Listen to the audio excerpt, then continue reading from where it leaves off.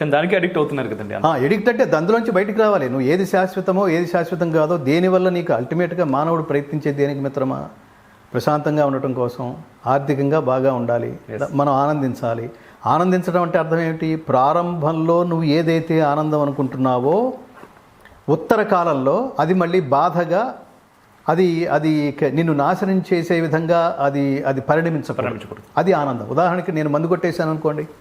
మందు కొట్టేవాడు ఎలా ఉంటాడు? ఇప్పుడు బాగుంటుంది వాడికి, అదేదో కిక్ అన్నాడు. ఒక అరగంట తర్వాతే వాడు ఈ లోకంలో ఉండడు. అవును, నలుగురు బతికుండగానే నలుగురు మోసుకుపోతారు వాడిని. అలాంటిది వాడు తర్వాత కాలంలో ఏమవుతుంది? లివర్ పాడవుతుంది. తర్వాత ఏమవుతుంది?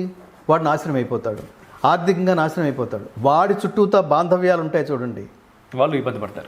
వాళ్ళందరూ ఎంత ఇబ్బంది పడతారు? సడన్గా వాడు మాయమైపోతాడు. ఒకడు భూలోకం నుంచి ఒకడు తన కుటుంబం నుంచి సడన్గా మాయమైపోతే